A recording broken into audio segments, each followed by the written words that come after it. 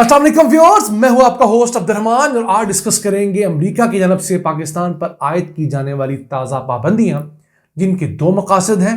पहला तो पाकिस्तान के बैलिस्टिक मिसाइल प्रोग्राम को स्लो डाउन किया जा सके, पाकिस्तान की दिफाई कुव्वत को कॉम्प्रोमाइज़ किया जाए, जबकि दूसरा मकसद पाकिस्तान ईरान गैस पाइपलाइन की तामीर शुरू होने से रोकी जा सके। क्यों? पहली बात तो यह है कि पाकिस्तान का बैलिस्टिक मिसाइल प्रोग्राम बहुत तेजी से बढ़ रहा था और दुनिया के कई मुल्कों को उससे खतरा था, तो उसे रोकना भी मकसूद था। लेकिन इन पाबंदियों की टाइमिंग बहुत आम है। ईरानी सदर के दौरा पाकिस्तान से सिर्फ 2 दिन पहले ये पाबंदियां नाफिज करके अमेरिका ने पाकिस्तान को इनडायरेक्टली पैगाम दिया है कि अगर आपने ईरान के साथ मिलकर 2775 किलोमीटर तवील ईरान पाकिस्तान गैस पाइपलाइन बनाना शुरू की तो आपके ऊपर मजीद पाबंदियां भी लग सकती हैं। और अमेरिका पहले भी पाकिस्तान की इस पाइपलाइन के ऊपर मुख्तलिफ तहफ़्फ़ुज़ात का इजहार कर चुका है। उसे बहुत तकलीफ है कि पाकिस्तान कहीं अपने हमसाया मुल्क के साथ मिलकर ये पाइपलाइन ना बिछा ले और कहीं कुछ मासी तौर पर मुस्तहकम ना हो जाए। आज के प्रोग्राम में इन तमाम तफसीलात को डिटेल में जानेंगे। अब अमेरिका ने 4 इंटरनेशनल कंपनियों पर पाबंदियां आयद की हैं। 3 का ताल्लुक चाइना से है, 1 का ताल्लुक बेलारूस से है और इल्ज़ाम यह लगाया है कि ये कंपनियां पाकिस्तान को उसके बैलिस्टिक मिसाइल प्रोग्राम के लिए ऐसी हसास नौइयत की मशीनरी दे रही हैं जिससे पाकिस्तान बड़े पैमाने पर तबाही मचाने वाले हथियार बना रहा है। तो क्या ऐसी पाबंदी इंडिया पे है? हरगिज़ नहीं है। इसराइल को इन्हीं गजा वॉर के दिनों में अमेरिका $3 बिलियन की एड दे चुका है, हथियार दे चुका है और 34,000 कत्ल कर चुका है इसराइल गजा के अंदर। लेकिन वहां पर अमेरिका का मुंह आंखें बंद है। यहां पर वो पाकिस्तान ने एक भी बंदा नहीं मारा इन बैलिस्टिक मिसाइल्स के जरिए आज तक, तो हम पर यह पाबंदियां लगाना शुरू कर दी गई हैं। आप इससे अमेरिका की मुनाफकत देख सकते हैं। अब जिन 3 बड़ी चाइनीज कंपनियों पर पाबंदियां लगाई गई हैं उनके ऊपर इल्जाम यह है कि एक कंपनी पाकिस्तान को फिलामेंट वाइडनिंग मशीन देती है जिसके जरिए पाकिस्तान रॉकेट मोटर्स के केसेस बना सकता है। ये रॉकेट्स जो है, मिसाइल्स जो है, उनकी मोटर्स के अंदर इस्तेमाल होते हैं, तो इससे पाकिस्तान खुद कफील हो रहा था, तो उसे उस मशीन देने पे तकलीफ है जो कि पाकिस्तान को खुद कफील कर रही है। फिर दूसरी मशीन एक और चाइनीज कंपनी देती है, उसका नाम है स्टील वेल्डिंग मशीन। इसके जरिए 2 लोहे के टुकड़ों को बहुत नफासत के साथ वेल्ड किया जाता है। ये आम वेल्डिंग से बहुत हाई क्वालिटी की वेल्डिंग होती है और बहुत मजबूत इनका आपस में जोड़ होता है, टूटता नहीं है, सफाई बहुत ज़्यादा होती है। और इससे बनता बेसिकली क्या है, अमेरिका को तकलीफ ये है कि इससे पाकिस्तान एक तो स्पेस में जाने के लिए प्रोपेलेंट टैंक्स जो हैं, ऐसे फ्यूल के टैंक्स बना पा रहा है जो ना सिर्फ मिसाइल्स के अंदर इस्तेमाल होते हैं बल्कि जो स्पेस शटल्स जाती हैं उनके लिए भी ये इस्तेमाल हो रहे हैं। और फिर ये जो है स्पेस लॉन्च व्हीकल्स के अंदर भी इस्तेमाल होते हैं। उसके बाद तीसरी कंपनी पर जो पाबंदी लगी है वो एक ऐसे लीनियर एक्सेलरेटर सिस्टम देने की वजह से लगी है जिसके जरिए पाकिस्तान सॉलिड रॉकेट मोटर्स को इंस्पेक्ट कर सकता है, उनकी खामियां जान सकता है, उनमें बेहतरी कर सकता है। इसके साथ साथ चौथी कंपनी के ऊपर जो बेलारूस की है, वो बेसिकली ट्रैक्टर बनाने की कंपनी है, लेकिन वो पाकिस्तान को स्पेशल किस्म की एक चेसी देती है जिससे ऐसी गाड़ियां बनती हैं, ऐसे ट्रक्स बनते हैं जिनके ऊपर मिसाइल रखकर लॉन्च किए जा सकते हैं। तो अब वो ट्रैक्टर बनाने की कंपनी भी एक खतरनाक कंपनी बन गई है। क्यों? वो एक मुसलमान मुल्क को, एक पाकिस्तान को फायदा पहुंचा रही है। इसके साथ साथ इन कंपनियों के जितने असासे अमेरिका के अंदर मौजूद हैं उन्हें ब्लॉक कर दिया गया है, उन्हें वजारत खजाना के हवाले करने का कहा गया है। फिर जो अमरीकी शख्स जो अमरीकी कंपनी के साथ काम करेगी, इन 4 कंपनियों के साथ, उनके साथ से भी जब्त होंगे, उन पर पाबंदियां लगेगी, उनके तमाम की तमाम चीज़ें ब्लॉक कर दी जाएंगी।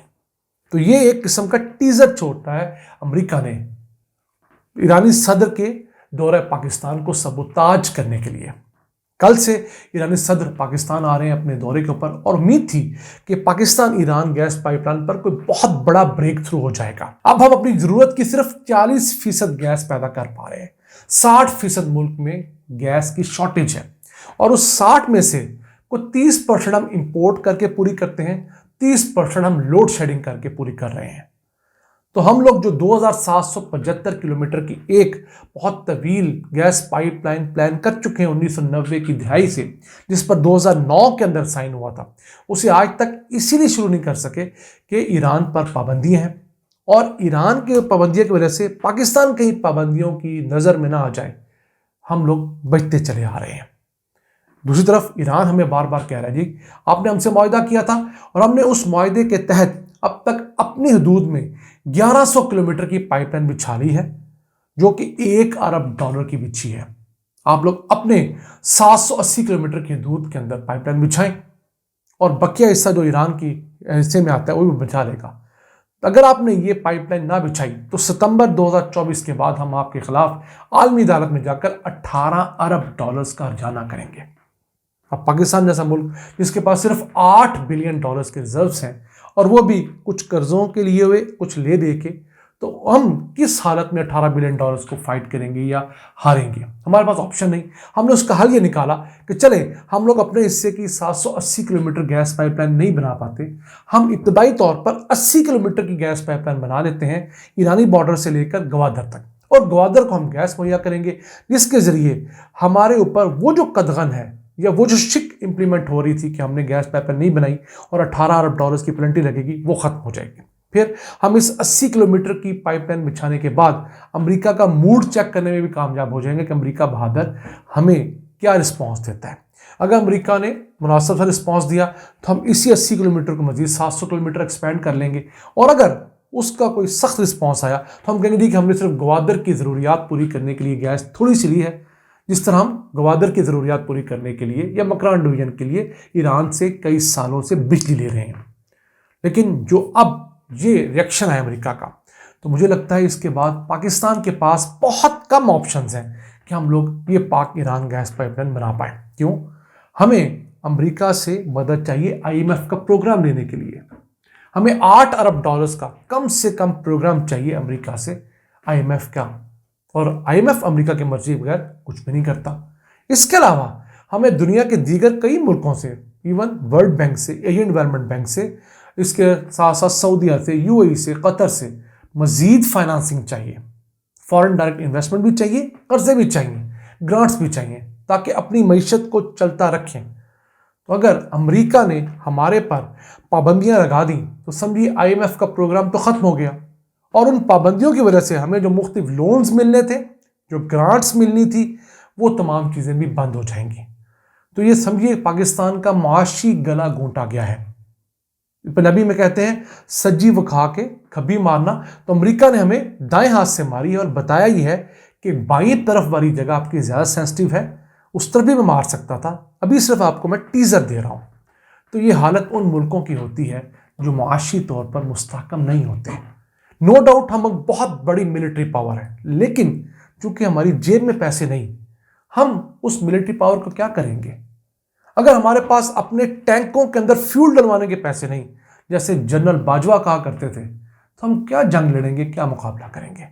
मैं समझता हूँ वक्त आ गया है हमारे सियासतदानों को, हमारे फौज को, हमारे तमाम ब्यूरोक्रेट्स को, हमारी अदलिया को सोचना चाहिए कि इस मुल्क के अंदर सिर्फ ताकत नहीं, माशी तौर पर भी मुस्तहकम होने की ज़रूरत है, ताकि हम अमेरिका की आंखों में आंखें डालकर बात कर सकें और उसे इस बात पर मजबूर कर सकें कि हमारी ज़रूरत है।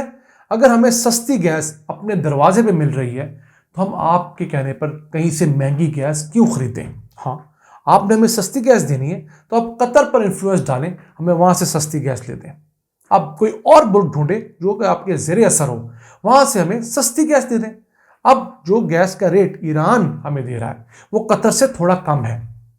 हमारी लोकल प्रोडक्शन से अभी भी ईरान का रेट तकरीबन 2 गुना ज़्यादा है, कतर का रेट कुछ 2.5 गुना ज़्यादा है। लेकिन हम फिर कहते हैं कि चले थोड़ी बचत ही सही, कोई बचत तो होगी। और फिर ये भी हो सकता है कि ईरान से हम गैस लेने के एवज उन्हें कुछ चीज़ें दे दें, बार्टर ट्रेड कर दें, उन्हें चावल दे दें, हम लोग उसके एवज फर्टिलाइज़र दे दें, स्पोर्ट्स गुड दे दें, हम लोग फार्मास्यूटिकल का सामान दे सकते हैं।